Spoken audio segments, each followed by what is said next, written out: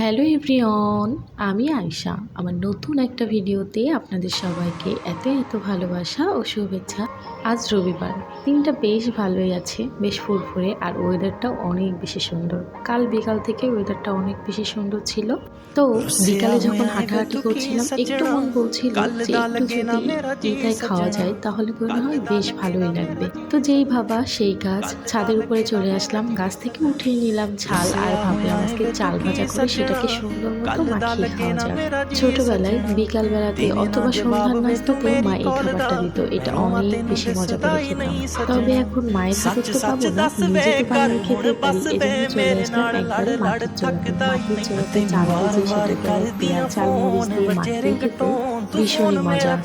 এজন্য গাছ থেকে উঠিয়ে নিলাম ঝাল, পেঁয়াজ ঝাল রসুন কুচিয়ে নিলাম, নিয়ে চালগুলোকে একটু লবণ পানি মাখিয়ে ভাজতে চলে এলাম মাটির চুলাতে।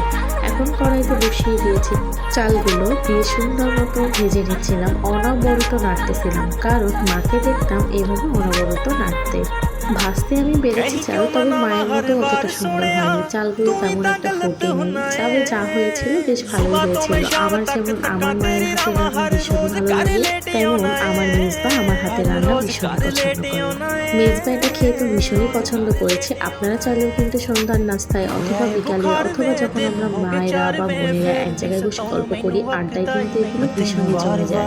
তো তারপর চালগুলোকে উঠিয়ে রাখলাম, উঠিয়ে রেখে কড়াইতে দিয়ে দিলাম সোয়াবিন তেল। সরিষার তেল দিলে হয়তো বেশি ভালো লাগতো, মাকে দেখতাম সরিষার তেল দিতে, বাট সরিষার তেল তো ছিল না, এই জন্য সোয়াবিন তেল দিয়ে তারপর পেঁয়াজ রসুনগুলোকে দিয়ে সুন্দর মতো ভেজে নিচ্ছিলাম, আর তারপর চালগুলোকে নামিয়ে নিয়েছি।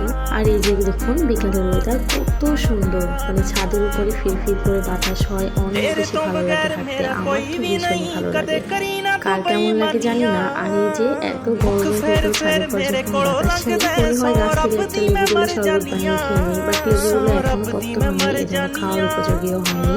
তো গাছে লেবুগুলো এই অবস্থায় আছে। আর একদিন আমি একটা কাজ করবো, আমার ছাদ বাগানের ভিডিও অনেকেই দেখতে চান, তো ছাদ বাগানের ভিডিওটা সবার সাথে শেয়ার করে দিব। আসলে আমার ছাদ বাগানটা তেমনভাবে আমি বড় করতে পারি না, কারণ আমার মেয়ে যেহেতু ছোট, তাকে নিয়ে সংসারে পুরো কাজ করে ভিডিও বানিয়ে আপলোড করতে আমার একটু বেশি কষ্ট হয়ে যায়, এজন্য। তো তারপর চলে আসলাম চুলার ধারে, আর চুলার ধারে এসে রেখেছি ঝাল পেঁয়াজ অলরেডি পোড়া পোড়া মতো ভাব হয়ে গেছে। তো আরেকটু ভেজে নিয়ে এর ভেতরে সামান্য পরিমাণ লবণ দিয়ে চালগুলোকে নামিয়ে দিলাম। আর এখন চালগুলোকে অনেক সুন্দর করে ভেজে নিচ্ছিলাম, বেশ সুন্দর একটা স্মেল আসছিল, মায়ের হাতের গন্ধ খুঁজে পাচ্ছিলাম, বাট মা তো আর বানায়নি, আমিই বানিয়েছি। তবে ভাবছি এবার দিন মায়ের কাছে গেলে বলবো, মা তুমি হয়ে বানিয়ে দাও, প্রাণ খুলে খাবো। रुसिया होया है वे तू की सजना, कल दा लगे ना मेरा जी सजना, देवे ना जवाब वे तू मेरी कॉल दा, मैं रोवां तेनू